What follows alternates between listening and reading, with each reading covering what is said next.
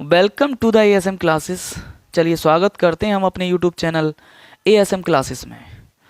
तो देखिए आज हम आ चुके हैं क्लास नंबर 4 में, और प्रीवियस क्लास में हमने जो टॉपिक पढ़े थे एक बार रिवाइज कराए तो लास्ट टॉपिक क्या था, जो प्रॉपर्टीज़ ऑफ चार्ज, आवेश के गुण जितने भी थे वो हमने पढ़ लिए थे। और उसका जो लास्ट गुण था, लास्ट प्रॉपर्टी थी, वो थी क्वांटीकरण था ना, आवेशों का क्वांटीकरण। तो आवेशों के क्वांटीकरण में बात चल रही थी और क्लास किसी वजह से आगे नहीं हो पाई थी। तो मैंने बताया था कि जो अगर मैं एक आवेश ले लेता हूँ, कितना यहाँ पर देखिए ध्यान से, Q बराबर 4.8 गुणा 10 की घात -19। अगर मैंने ये आवेश ले लिया तो क्या ये किसी वस्तु पर आवेश हो सकता था? इसी बात की बात चल रही थी। तो मैंने वहाँ पर बताया था कि भाई n का मान निकाल लो, Q बराबर एन ई सूत्र जो होता है हमारा, इस Q बराबर एन ई सूत्र से n का मान निकाल लो। अगर वो पॉजिटिव इंटीजर आता है तो ये जो आवेश लिया है ना वो पॉसिबल होगा, मतलब किसी वस्तु पर आवेश हो सकता है। और अगर पॉजिटिव इंटीजर नहीं आया, इंटीजर बोले तो पूरी संख्या, जैसे 1 2 3 4 5 6 इस तरह संख्या नहीं आया, तो वो ये पॉसिबल आवेश नहीं हो सकता किसी वस्तु पर। तो अगर हम इससे देखते हैं तो क्या होगा, 4.8 यहाँ पर रखिए गुणा 10 की घात -19। और देखिए यहाँ पर क्या आएगा, n का मान निकालना है, e का मान 1.6 गुणा 10 की घात कितना होता है, -19। 10 की घात -19 से 10 की घात -19 कैंसिल आउट हो सकता है। अब ये जो 1.6 है इधर गुणा में, तो इधर भाई साहब किस में आएंगे, बटे में जाएंगे। तो 4.8 अपॉन कितना आएगा, 1.6 इक्वल टू n। पॉइंट से पॉइंट हटा, क्यों हटा? वजह आपको पता है कि पॉइंट के बाद की संख्याएं दोनों में, मतलब ऊपर और नीचे वाली संख्याओं में पॉइंट के बाद की संख्याएं क्या है, बराबर हैं।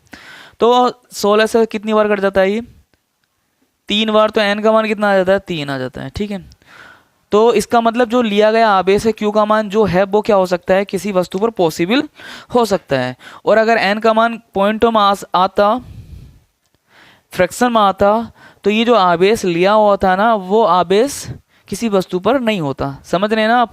चलिए आगे बढ़ते हैं हम। तो देखिए आज का जो पॉइंट है, जो टॉपिक है, बच्चों को बेसब्री से इंतजार था इस टॉपिक का, और अब इंतजार खत्म हो चुका है आपका सभी का। वो पॉइंट, वो टॉपिक आ चुका है, और उस टॉपिक का नाम क्या है, कूलाम का नियम।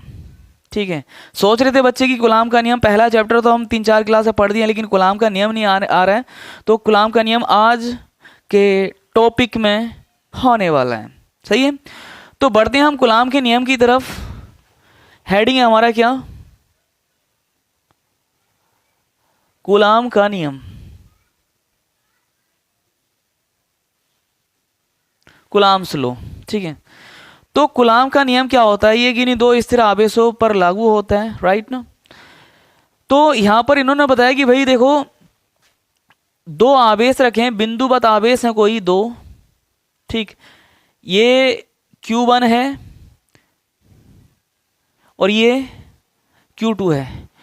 यहां पर देखिए ये माइनस में, ये प्लस में, दोनों प्लस में, दोनों माइनस में, या एक प्लस में एक माइनस में, कोई भी हो सकता है। फिलहाल मैंने इनका नाम दे दिया Q1 और Q2। ठीक है, इनके बीच की दूरी जो मान लेते हैं, जो मानी गई है, वो मानते हैं हम क्या, स्मॉल r। ठीक है, क्या मानी गई है, स्मॉल r। और एक बात और बता दें, ये जो रखा है ना वो वायु में रखा है। एक बात बता देता हूँ, क्या रखा है, ये वायु में रखा है। ठीक है, तो कूलाम ने बताया कि भाई दो किन्हीं स्थिर बिंदुओं आवेशों, किन्हीं दो स्थिर बिंदु आवेशों के मध्य लगने वाला आकर्षण या प्रतिकर्षण, आकर्षण या पे कॉन्सेंट्रेट करें, या तथा नहीं आएगा, आकर्षण या प्रतिकर्षण बल किसके बराबर होता है, या किसके समानुपाती होता है, या किसके व्युत्क्रमानुपाती होता है। तो इन दोनों आवेशों के मध्य लगने वाला जो आकर्षण बल या प्रतिकर्षण बल होता है, वो इन दोनों आवेशों के गुणनफल के समानुपाती होता है, और इसके बीच की दूरी के वर्ग के क्या होता है, व्युत्क्रमानुपाती होता है। तो इसका जो पहला पॉइंट आ जाता है, जो इन दोनों के बीच लगने वाला आकर्षण, या बोल रहा हूं भैया, यहां पर कई बार ना बच्चे तथा ले लेते हैं, निहायत ही गलत हो जाता है। वो तथा का मतलब आकर्षण और प्रतिकर्षण का बल दोनों एक साथ नहीं लग सकते, या तो आकर्षण का बल लगेगा या फिर प्रतिकर्षण का बल लगेगा। दोनों एक साथ लग सकते हैं क्या? नहीं लगेंगे ना। तो फिर क्या होता है, जो बल होगा इनके बीच लगने वाला बल पहले पॉइंट में क्या होगा, इन दोनों आवेशों के गुणनफल के समानुपाती होगा, Q1 Q2। समझ रहे हैं बात को आप। उसके बाद इक्वेशन नंबर 1 आ जाती है, फर्स्ट आ जाती है। उसके बाद दूसरे पॉइंट में क्या कहा इस नियम में, दूसरे पॉइंट में कहा कि भैया जो लगने वाला बल है ना, इनके बीच की दूरी के वर्ग के व्युत्क्रमानुपाती होता है। तो F व्युत्क्रमानुपाती आर स्क्वायर। देखिए एक बात और बता दूं, यहां पर बच्चे ना ज्यादातर एक्सट्रीमली पता है यहाँ पर कंफ्यूज होते हैं। पता है क्यों कंफ्यूज होते हैं, कि सर ने यहाँ पर भी समानुपाती बोल दिया और यहाँ पर सर ने क्या बोला है, व्युत्क्रमानुपाती बोला है। तो यहाँ पर चिन्ह जो बनाए हैं, जो सिंबल बनाए हैं, इसके दोनों सेम है, लेकिन एक जगह समानुपाती बोला, एक जगह व्युत्क्रमानुपाती बोला है। क्या चेंजेस है तो बता ही देते हैं। दोनों का चिन्ह चाहे वो व्युत्क्रमानुपाती है चाहे वो समानुपाती है, दोनों का चिन्ह सेम बनता है। चेंज क्या होता है, देखिए इसके अगर सामने वाले डिजिट को अगर बोला जाता है तो समानुपाती कहते हैं, और अगर नीचे वाले हर को बोला जाता है, हर को लेकर बोला जाता है, तो क्या बोलते हैं, व्युत्क्रमानुपाती बोलते हैं। यहां पर भी इसे समानुपाती बोल सकते हैं कि एफ समानुपाती, लेकिन फिर आगे का जो वर्ड होगा हमारा वो क्या होगा, एफ समानुपाती वन अपॉन आर स्क्वायर। समझ रहे हैं ना आप, एफ समानुपाती वन अपॉन आर स्क्वायर, मतलब पूरी संख्या को ले लिया, लेकिन जब व्युत्क्रमानुपाती अगर मेरे मुंह से वर्ड निकलेगा तो उसके साथ में क्या आएगा, केवल आर स्क्वायर आएगा, मतलब नीचे वाली संख्या आएगी। समझ रहे हैं ना आप। तो यहां पर बोलूंगा मैं एफ समानुपाती Q1 Q2 और एफ व्युत्क्रमानुपाती आर स्क्वायर, या एफ समानुपाती वन अपॉन आर स्क्वायर। समझ रहे हैं ना आप। तो ये दो इक्वेशन दी हैं कुलाम ने, और इन्हीं के साथ एक नियम बन जाता है, इन दोनों इक्वेशन को अगर जोड़ते हैं तो क्या मिलता है, समीकरण नंबर 1/2 से एफ समानुपाती Q1 Q2 बटे आर स्क्वायर। दोनों समीकरणों को जोड़ दिया है मैंने, ठीक है। अब यहां पर क्या है, दोनों समीकरणों को जोड़ने का मतलब यहां पर मीन समझ रहे हो भैया जोड़ा थोड़ी ना है, दोनों समीकरणों से क्या है, मतलब एफ इसके बराबर है, इसके बराबर, तो क्या होगा, ये जो है इसके ऊपर आ जाएगा ना, आएगा ना, समझ रहे। अब यहां पर क्या है आगे सीन, इस समानुपाती के चिन्ह को हटाते हैं तो एक कांस्टेंट आता है। क्या आता है, एक कांस्टेंट आता है, और ये हर जगह यूज होने वाला है। मतलब समानुपाती का चिन्ह हमेशा हटाते तो एक कांस्टेंट आता है, चाहे वो कोई भी हो। फिलहाल यहां पर क्या होगा, स्मॉल के Q1 Q2 upon R square. ये कुलाम का नियम बन जाता है। क्या बन जाता है, ये कुलाम का नियम बन जाता है। अब ये जो समानुपाती स्थिरांक है, इसका जो मान होता है वो कितना होता है, ध्यान से देख लें। इज स्मॉल के का मान होता है 1/4 पाई एप्सिलॉन नॉट इनटू, ये होता है, और इसका मान कितना होता है, 9 × 10⁹, ठीक है। इसका मान इतना होता है, किसका, के का। अब जब के का मान इतना होता है, इस के की जगह रखेंगे तो हमें मिलेगा क्या, यहां लिख देते हैं, देखिए इधर लिख देता हूं, यहां पर देखें ध्यान से। तो एफ बराबर क्या आएगा, 1/4 pi epsilon naught into Q1 Q2 upon R square, ठीक। ये गुलाम का नियम आ जाता है। आपको थोड़ा सा एक वर्ड, एक यहां पर अक्षर डिस्टर्ब करेगा, वो उस अक्षर का नाम है क्या, ये। अगर इस तरह अगर आप देखते हैं तो इसे बोलते हैं एप्सिलॉन। क्या बोलते हैं, एप्सिलॉन। और अगर यहां पर नोट लगा दिया तो एप्सिलॉन नोट मतलब 0। क्या बोल देंगे, एप्सिलॉन नोट। ये होता क्या है, ये निर्वात में विद्युतशीलता होती है। कौन सा, अगर नोट लगा देते हैं निर्वात की विद्युतशीलता बन जाती है, और अगर नोट नहीं लगाते हैं तो किसकी बन जाती है, किसी माध्यम की विद्युतशीलता बन जाती है।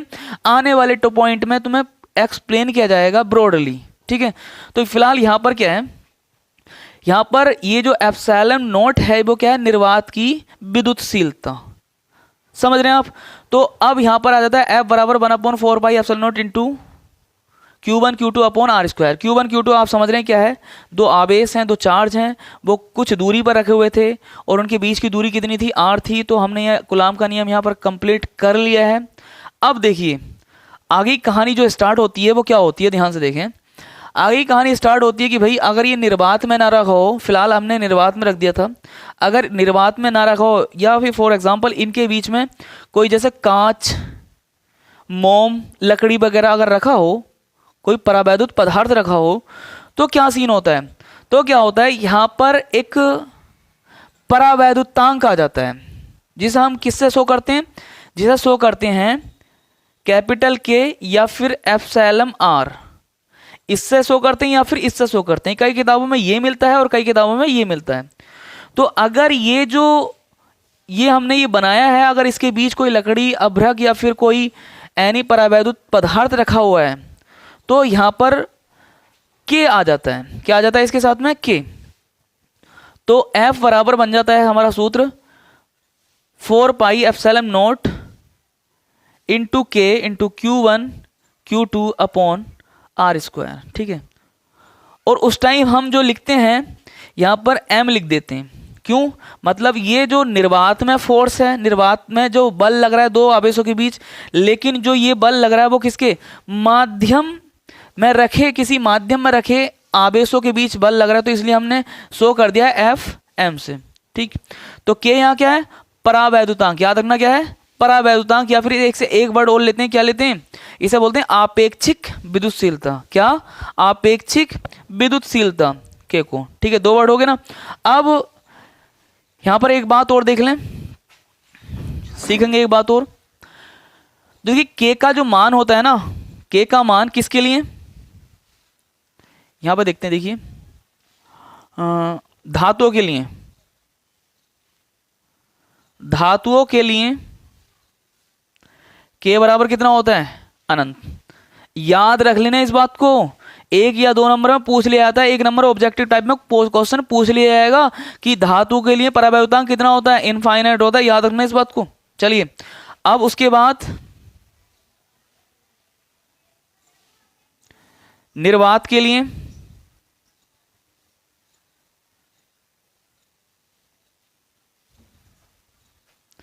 निर्वात के लिए क्या होता है? इसका मान, के का मान एक होता है। क्या होता है? के का मान एक होता है ना। और देखिए जो अन्य माध्यमों के लिए होता है, के का मान जो होता है ग्रेटर देन 1 होता है, मतलब 1 से बड़ा होता है। ठीक है। अब यहां पर हमने कूलाम का नियम पढ़ लिया है, कंप्लीट पढ़ लिया है ना। तो अब बात आती है कि ये जो परावैद्युतांक है, इस परावैद्युतांक की डेफिनेशन क्या होगी? ठीक है। तो देखिए परावैद्युतांक क्या होगा, मैंने बता दिया कैसे प्रदर्शित करते हैं। इसे समझते हो ना बात को? किस चीज से कैसे प्रदर्शित करते हैं। तो अब यहां पर बात आती है कि परावैद्युतांक की डेफिनेशन अगर क्रिएट करनी है, परावैद्युतांक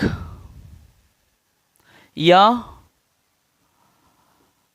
आपेक्षिक विद्युतशीलता, ठीक, जिसे हम के से प्रदर्शित कर सकते हैं, कैपिटल के से या फिर एप्सिलॉन आर से। तो अभी मैंने कूलाम के नियम में आपको बताया था, बताया नहीं बताया था? क्या बताया था? एफ बराबर क्या होता है? 1/4 pi epsilon naught into Q1 Q2 upon R square. और अगर किसी मीडियम में रखा हुआ है या फिर कोई मीडियम उसके बीच में रखा हुआ है, किसके बीच में? दो आवेशों के बीच में रखा हुआ है, तो क्या होगा? हो जाएगा एफ बराबर 1/4 pi epsilon naught into K into Q1 Q2 upon R square. तो यहां पर देखिए जिस टाइम निर्वात में है, निर्वात मतलब एयर में, निर्वात के लिए जो बल लगता है दो आवेशों के बीच, वो लगता है 1/4 pi epsilon naught into Q1 Q2 upon R square. ठीक है, इक्वेशन नंबर 1। ठीक। उसके बाद अगर वो किसी माध्यम में रखा हुआ है, किसी माध्यम में, कौन? सिस्टम। सिस्टम क्या? Q1 Q2 जो रखे हुए हैं किसी माध्यम में रखे हुए हैं और जिसका परावैद्युतांक एक नहीं है, एक से ज्यादा ही है ना। तो भैया क्या होगा? एफ एम से शो कर रहे थे, बराबर क्या हो जाएगा? 1/4 pi epsilon naught into Q1 Q2 upon R square. Equation number 2। आवेश तो वही रहेंगे ना, बीच की दूरी वही रहेगी, लेकिन उनके बीच में हमने क्या रख दिया? कोई परावैद्युत पदार्थ रख दिया जिसके लिए के का मान 1 नहीं है, 1 से ज्यादा है, कुछ भी हो सकता है। फिलहाल हमने के कितना रख दिया? उसका मान के। अब देखिए अगर हम इन दोनों इक्वेशन को बटे में लेके जाते हैं, इसके बटे में ये रखते हैं, तो क्या मिलता है हमें? एफ अपॉन एफ एम कैसे मिलता है, देखिए ये इससे ये कट जाएगा, इससे ही कट जाएगा पूरे से पूरे, नीचे क्या आएगा, नीचे आ जाएगा कितना, यहाँ पर आ गया 1 अपॉन के कहाँ चला जाएगा ऊपर, तो एफ अपॉन एफ एम बराबर के।